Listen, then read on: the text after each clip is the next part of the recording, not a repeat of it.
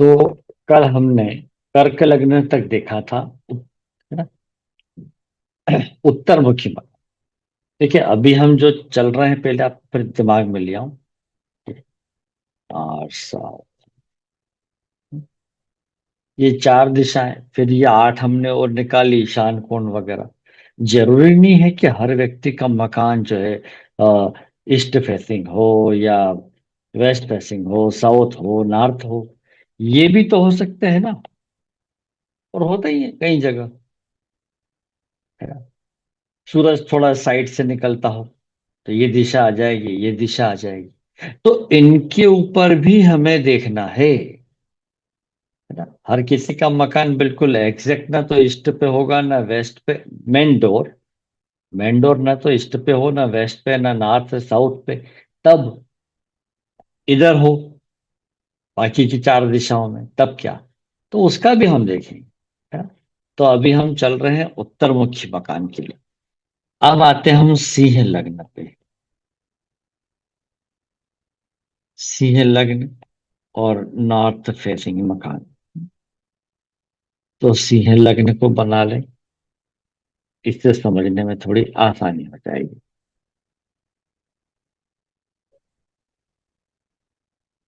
हम्म। अब सिंह लग्न वालों के लिए, है ना, उत्तरमुखी मकान हमेशा अच्छा होता है।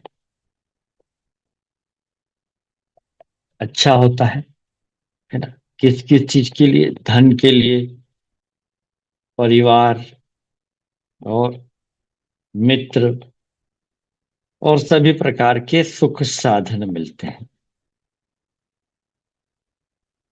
ये तो सिंह लग्न वाला अगर हो, तो वो भी उत्तरमुखी मकान में रहे तो बहुत ही बढ़िया। फिर अन्य ग्रहों के प्रभाव से होने वाला परिवर्तन, इतना होने पर भी, तो अब सिंह लग्न।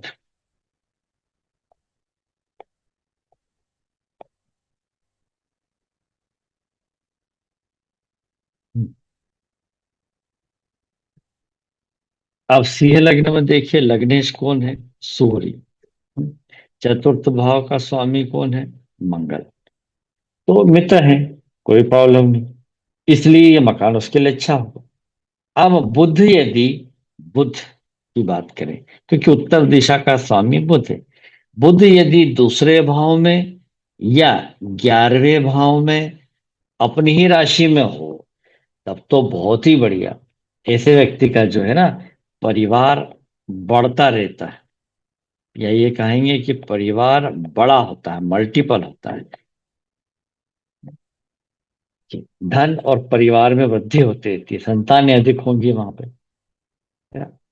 फिर मंगल, मंगल अगर बुध के साथ चौथे भाव में, है ना, या नवम भाव में, है ना, या 11वें भाव में हो, तब ऐसे व्यक्ति को श्रेष्ठ, है ना, नॉर्थ फेसिंग मकान मिलता है।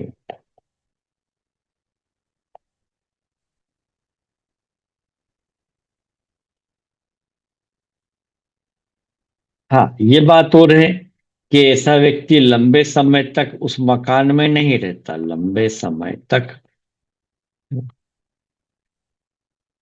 इस मकान में नहीं रहता।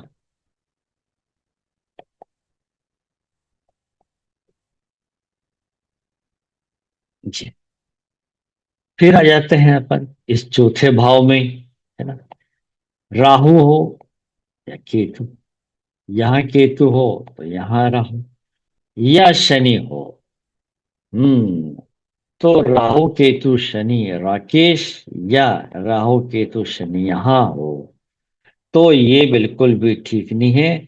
ऐसा, है ना, जब चौथे भाव में राहु केतु शनि ये हो, है ना, तब उसके लिए ये उत्तरमुखी मकान जेल खाना बन जाता है।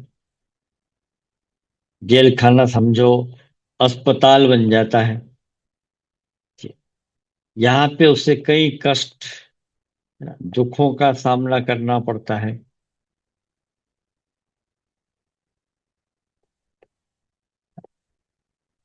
करना पड़ता है। ये देखा है हमने। कई बार दोनों स्थिति भी मिल सकती, अच्छा बुरा दोनों, है ना। तब ऐसे में जो है बुद्ध की स्थिति मुख्य हो जाती, दशा स्वामी दिशा के स्वामी की।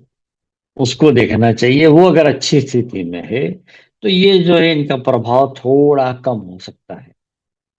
और अगर रहना ही पड़ जाए तो उसको लंबे समय तक ऐसे मकान में नहीं रहना, बदलता रहे तो बहुत अच्छी बात। इसी प्रकार सप्तम भाव में शनि हो, है ना, सप्तम भाव में शनि हो तो, और कभी 12वें भाव में शनि हो, तब भी देखा है कि ऐसा व्यक्ति नॉर्थ फेसिंग मकान में सुखी नहीं रहता।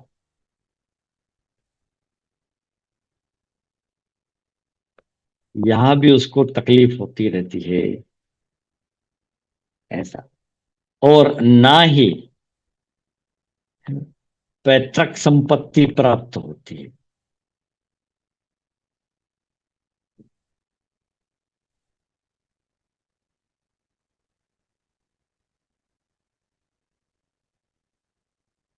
अब आते हैं हम कन्या लग्न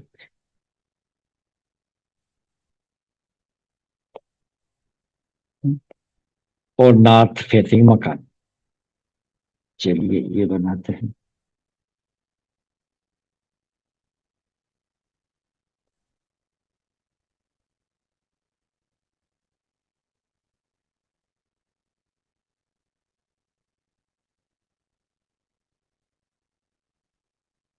है ना। कन्या लग्न वालों के लिए, अब चूंकि इसका जो स्वामी है कौन है, कन्या लग्न का भी बुध है, और उत्तर दिशा का स्वामी भी बुध है। इसलिए कन्या लग्न वालों के लिए नॉर्थ फेसिंग मकान अच्छा होता है।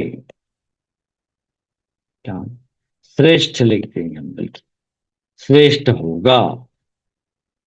सभी सुख साधन मिलेंगे उसको। इसलिए कन्या लग्न वाले को भी नॉर्थ फेसिंग मकान चुनना चाहिए। फिर अन्य ग्रहों के कारण होने वाला परिवर्तन जन्म कुंडली में, अगर गुरु, है ना, छठे,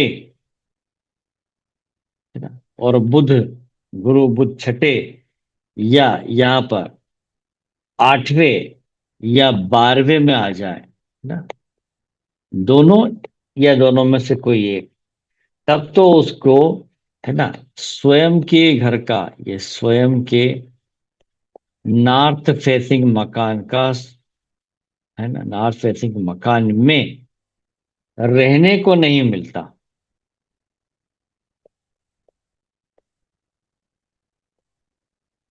रहने को नहीं मिलता।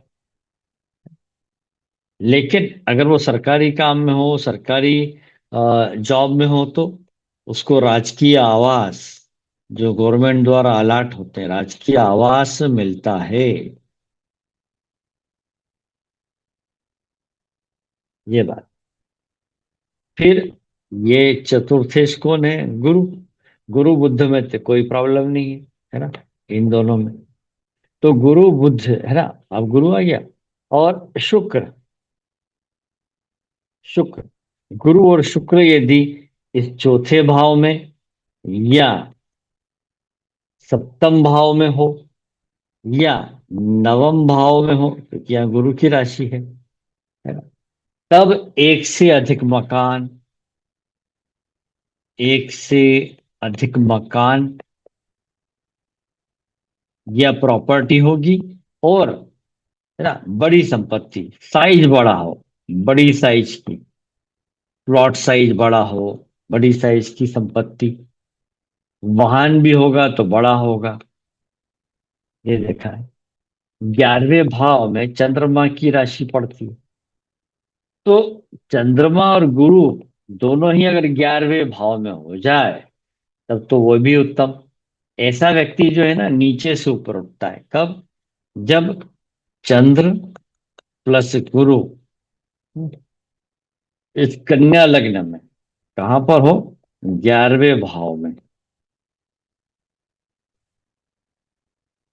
तो हम ज्योतिष के आधार पे भी घोषणा कर सकते हैं, है ना, भले वो बहुत कमजोर घराने का दिख रहा हो, गरीब दिख रहा हो, तो भी आप कह दीजिए कि आप अपने जीवन में कई मकान बनाएंगे।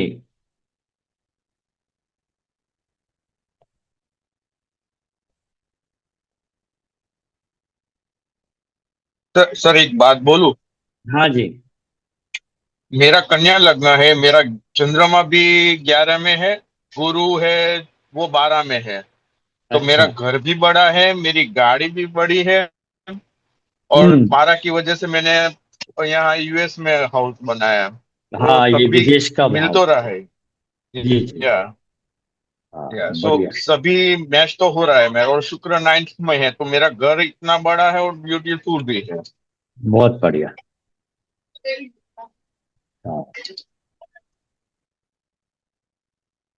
ठीक है, ये हो गया। हाँ? अब इसमें यहां अगर राहु केतु की बात करें या केतु राहु की बात करें, तो ये व्यक्ति को ज्यादा बुरे फल नहीं देंगे कन्या लग्न में, ये देखने में आया। अब आते हम तुला लग्न में।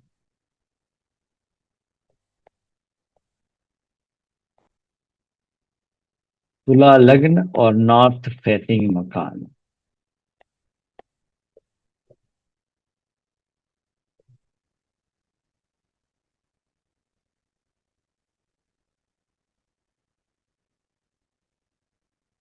हाँ।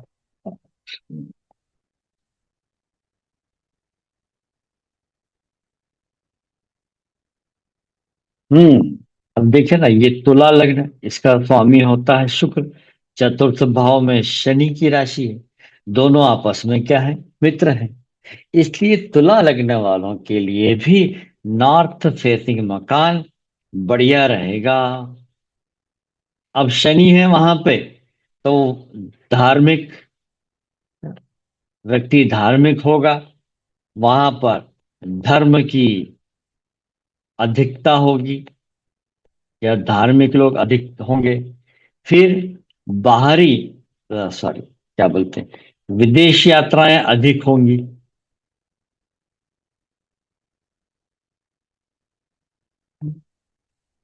विदेश यात्राएं अधिक होंगी, और विदेशी लोगों से संबंध अच्छे रहेंगे।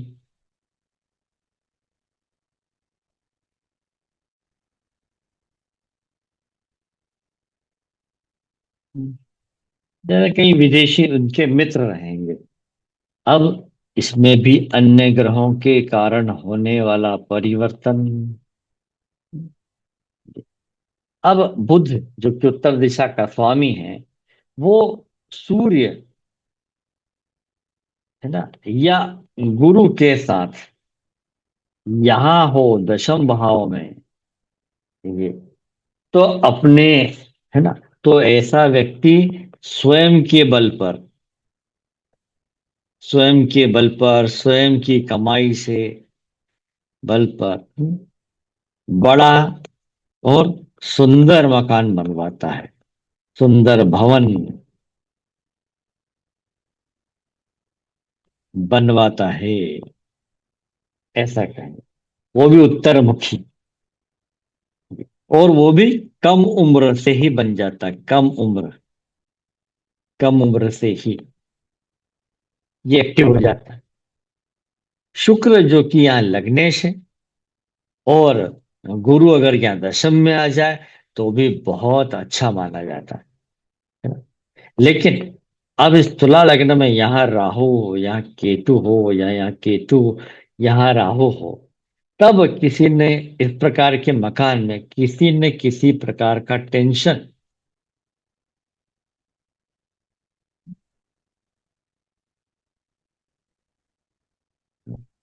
टेंशन रहेगा उसको, टेंशन रहेगा,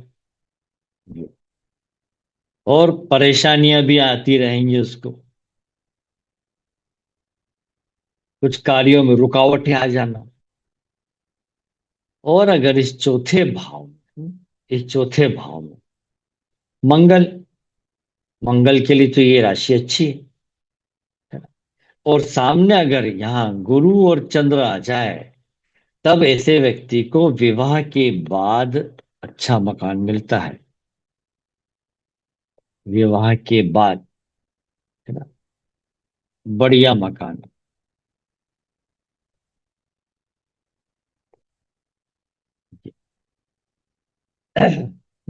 हालांकि ये बात और है कि रहने को कम मिलता है। कारण यह है कि ऐसा व्यक्ति अपने कामकाज के सिलसिले में ज्यादातर बाहर ही रहता है, तो उसको रहने को कम मिलता है। अब शुक्र अगर छठे में हो, है ना, या बुध हो छठे में, या ये दोनों हो, या ये दोनों में से कोई भी एक आठवें में हो, या दोनों में हो, या 12वें में भी शुक्र बुध एक साथ हो, है ना, या अकेले हो, तो ऐसा व्यक्ति अपने जीवन में कई मकान बना के छोड़ देता है।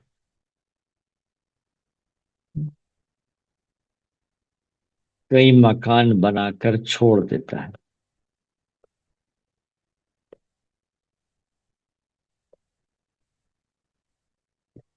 मतलब उसको अपने मकान में सुख ही नहीं मिलता, यहाँ बना लिया, यहाँ नहीं, चलो वहां चले, ऐसे ही चलता रहता है। अब आते हैं वृश्चिक लग्न।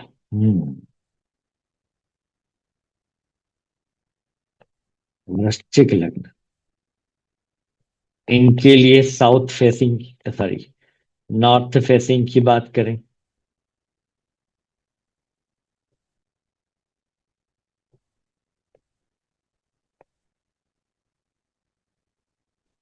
आ,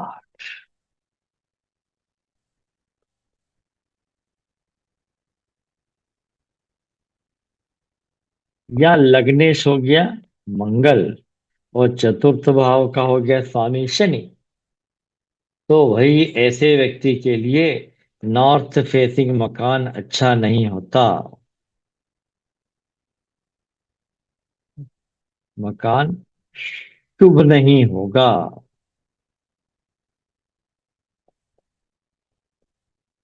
ना, ऐसे व्यक्ति को तो आप समझ लीजिए यहाँ पर मृत्यु तुल्य कष्ट होता है।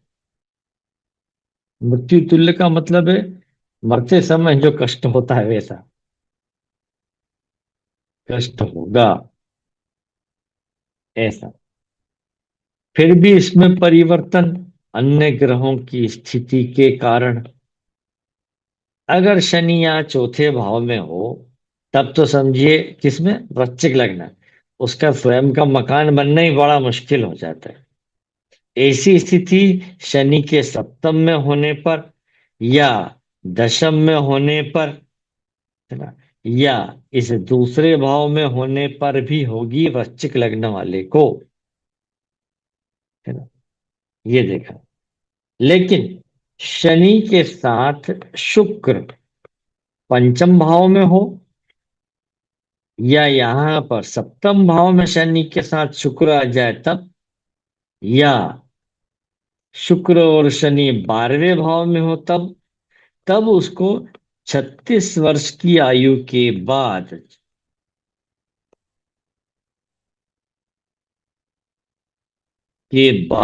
है ना, नॉर्थ फेसिंग मकान का सुख मिलता है।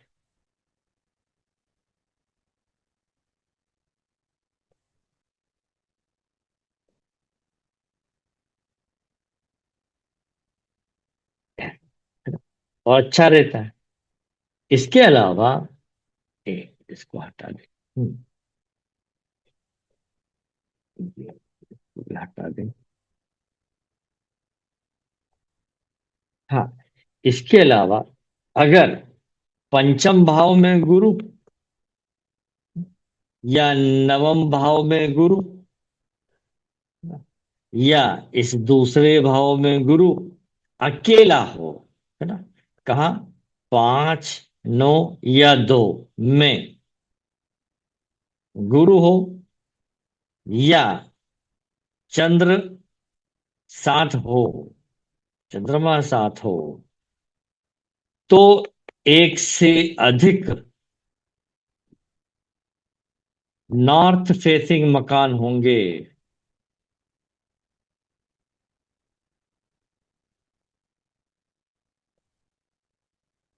है ना।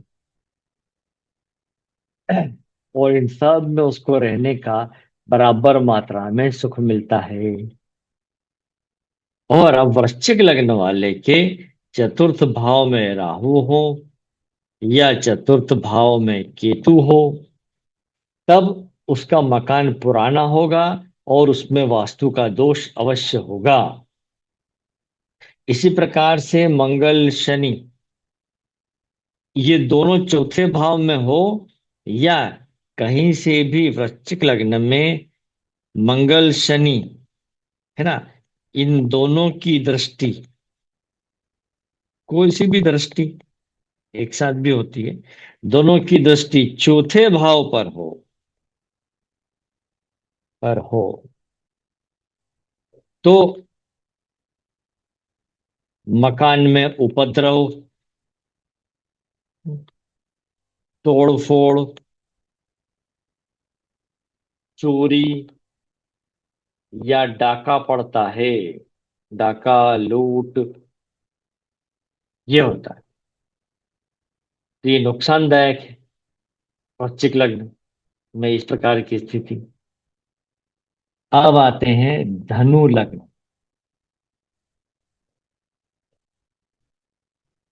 इसके लिए नॉर्थ फेसिंग।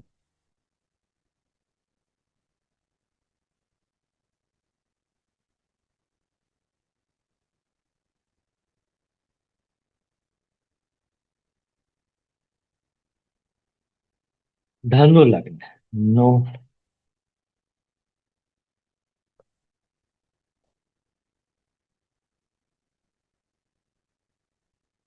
हाँ, अब यहाँ लग्नेश कौन? गुरु। और चतुर्थ भाव का स्वामी भी कौन? गुरु। बहुत बढ़िया। तो धनु लग्न वाले के लिए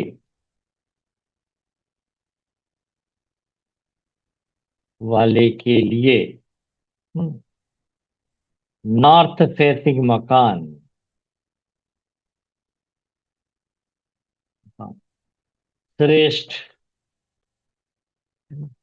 बिजनेस बिजनेस या सर्विस वाला हो तो बहुत ही बढ़िया, दोनों के लिए। बिजनेस, सर्विस और वैवाहिक जीवन का सुख,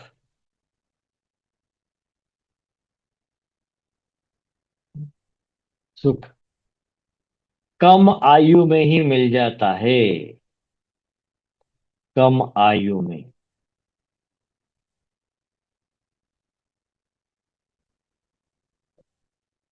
मिल जाता है।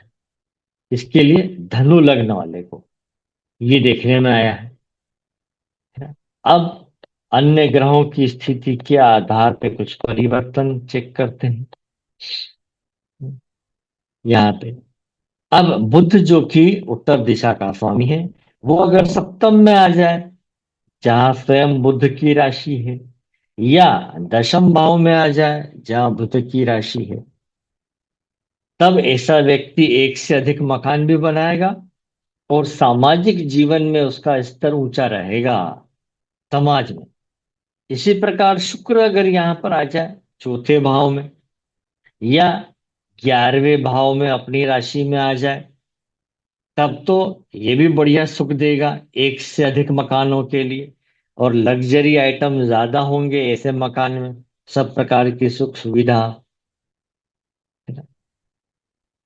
और गुरु की स्थिति यहाँ पर हो या यहाँ पर हो और साथ में कहीं चंद्रमा का साथ मिल जाए, तो भी ऐसा व्यक्ति एक से अधिक घरों का स्वामी होगा। वाहन और घर दोनों उसके विस्तार वाले बड़े होंगे, ये देखा। लेकिन अब बुध छठे, आठवें या 12वें में हो, तब बाकी स्थिति अच्छी होने के बावजूद उसको नॉर्थ फेसिंग मकान में ज्यादा लाभ नहीं मिलता। सब सामान्य चलता रहता है। कोई खास लाभ नहीं मिलता उसको। और अगर यहाँ पर राहु का प्रभाव हो या केतु, ये राहु का प्रभाव हो, तब ऐसे व्यक्ति को बड़ी आयु में,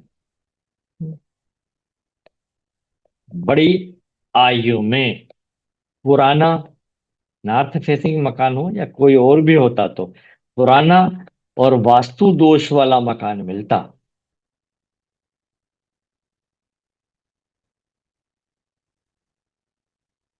मकान मिलता।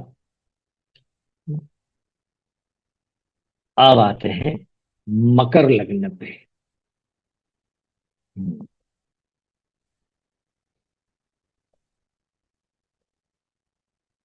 इसके लिए नॉर्थ फेसिंग,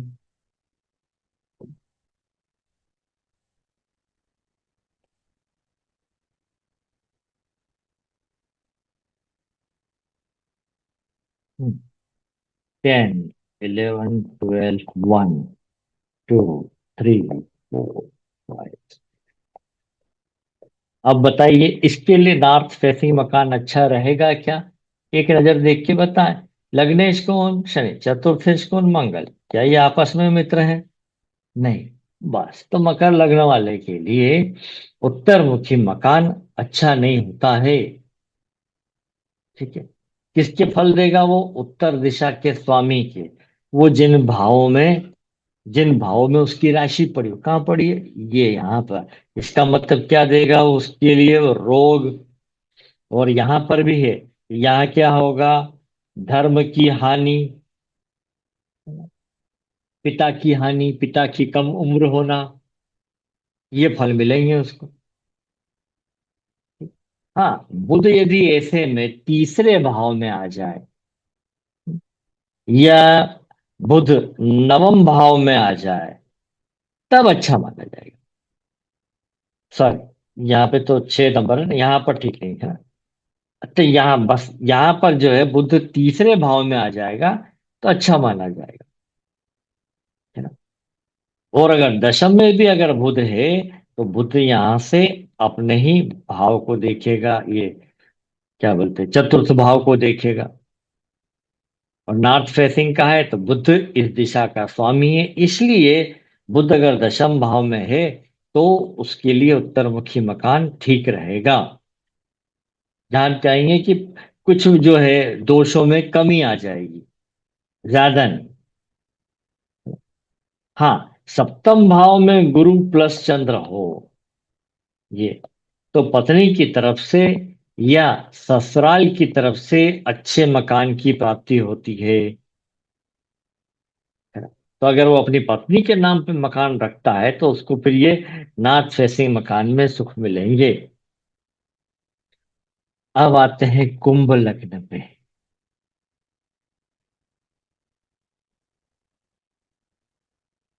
कुंभ लग्न और नॉर्थ फेसिंग मकान।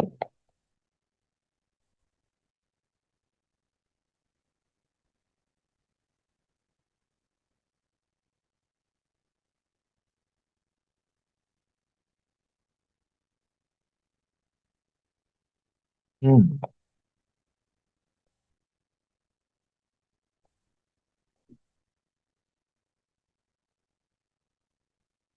अब यहाँ लग्नेश कौन है? शनि। चतुर्थेश कौन है? शुक्र। इनमें है मित्रता।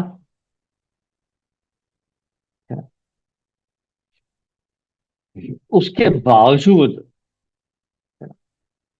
उसके बावजूद ये, है ना, कुंभ लग्न वाले के लिए नॉर्थ फेसिंग मकान अच्छा नहीं माना गया है। कारण क्या है कि ठीक है कि बुध जो इस राशि का स्वामी है, पंचम के लिए है, परंतु बुध की एक राशि यहाँ पर पड़ती है अष्टम भाव में, इसलिए ये इसके लिए खराब फल देता है। तो कुंभ लगने वाले को भी जो है नॉर्थ फेसिंग मकान में नहीं रहना चाहिए, मना कर। नहीं तो क्या होगा? एक तो परिवार से दूरी हो जाएगी, भले ही छोड़ के चले जाए, फिर बीमारी, फिर ऑपरेशन, एक से अधिक बार ऑपरेशन का योग बन जाए। जी।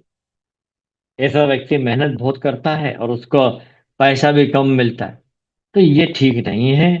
फिर भी इसमें अन्य ग्रहों के कारण कुछ परिवर्तन आ जाए तो। जी। तो शनि या राहु या केतु, है ना, अब ये दशम भाव में हो कि चतुर्थ भाव में, दोनों ठीक नहीं रहेंगे। उसमें वास्तु दोष के साथ पितृ दोष भी बना रहता है, ये भी देखने में आया है।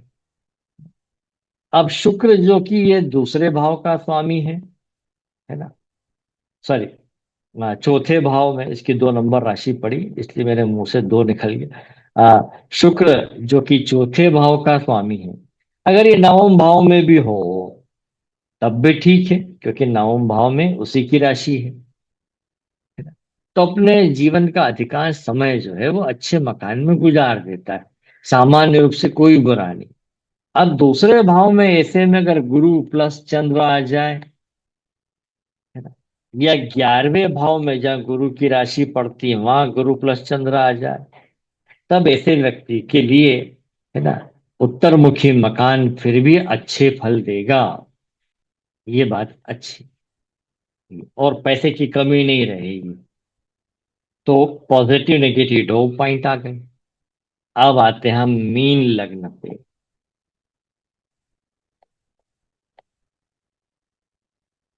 मीन लग्न और नॉर्थ फेसिंग मकान।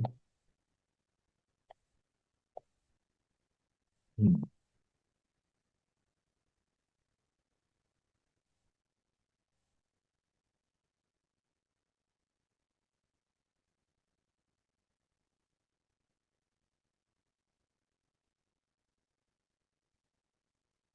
हम्म। अब यहाँ पर लग्नेश गुरु और चतुर्थेश कौन है? बुध।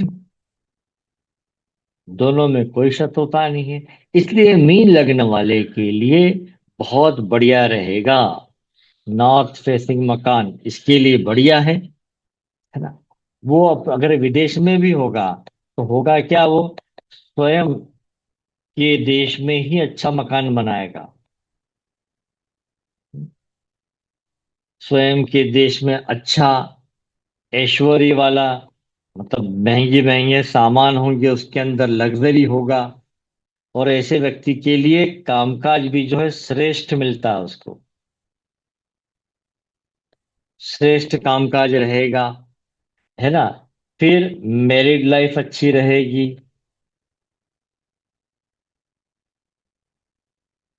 अब ये मैरिड लाइफ का सुख जो हम बोलते हैं, ऐसा नहीं कि पति पत्नी में बहुत ज्यादा सब सही रहेगा, बल्कि वो कहिए कि मैरिड लाइफ में सुख है, पति पत्नी में ज्यादा झगड़े ना होना, संतान सुख अच्छा होना, है ना, किसी बड़ा खर्चे सामने आ जाए तो उसकी पूर्ति हो जाना, इसके लिए अच्छा माना गया है। तो जाहिर है, अब गुरु अगर यहाँ पर हो कर्क राशि में, और वो भी चंद्र के साथ आ जाए पंचम में, या गुरु अपनी ही राशि में यहाँ आ जाए दसम भाव में, तो एक से अधिक मकान,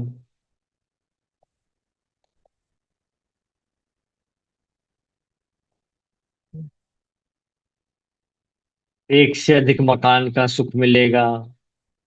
और गुरु और बुध दोनों ही अगर यहाँ पे चतुर्थ भाव में आ जाते हैं, या इनकी केंद्र स्थानों में यहाँ यहाँ यहाँ यहाँ युति आ जाती है, तो भी उसको जीवन भर उत्तरमुखी मकान बढ़िया सुख देता है। लेकिन अब ऐसे में सूर्य और बुध छठे, आठवें या 12वें में ना हो तो बढ़िया। बुधादित्य योग यहाँ भाव में ना बने, नहीं तो सब अच्छे फलों पे रोक लग जाएगी और मुश्किल हो जाएगी। और अगर यहाँ पर राहु केतु शनि आ जाए, ये यहाँ पर आ जाए या यहाँ आ जाए, राहु केतु शनि यहाँ आ जाए, तो बड़ी उम्र तक ऐसे व्यक्ति को, मीन लग्न वाले को, रहने का सुख ही नहीं मिलता अपने मकान में। और अगर अन्य ग्रहों की स्थिति उसकी कुंडली में अच्छी ना हो, तो उत्तरमुखी मकान उसके लिए सदैव कष्टप्रद रहेगा। तो जिस भवन में आप निवास करते हैं या करने जा रहे हैं वो उत्तरमुखी है, और उस भवन में निवास करने वाले जितने भी सदस्य हैं उन सबकी जन्म कुंडलियों में अलग अलग भवन का सुख हो सकता है। तो उत्तरमुखी आवास सभी के लिए सही हो ये जरूरी नहीं। ऐसी स्थिति में घर परिवार का जिस सदस्य को आप मुखिया मानते हैं, है ना, या जिस सदस्य के लिए वो बढ़िया है। अब मान लीजिए जैसे कोई मुखिया मुखिया बोले तो घर का बड़ा। अब घर का बड़ा ज्यादातर किसको मानते हैं? पिता को।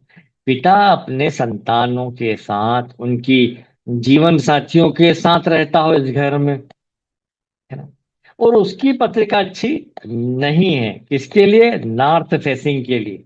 परंतु कोई एक संतान, एक संतान के लिए उसका जो नॉर्थ फेसिंग मकान है पिता का, वो अच्छा है, उसके लिए बढ़िया है। तब क्या करें? ऐसा, तब ऐसे में ये जो एक संतान है जिसके लिए अच्छा, इस व्यक्ति को उत्तर दिशा, उत्तर दिशा की ओर, है ना, कमरा देना चाहिए।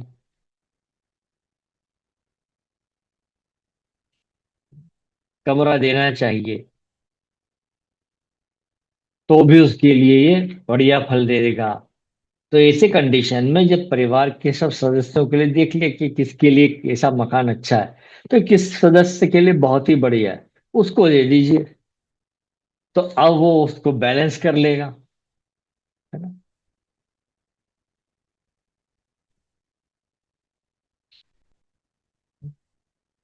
अब इसमें भी हम जो वो चार्ट बनाते थे सूर्य यंत्र न्यूमरोलॉजी वाला, वो बना के देखें।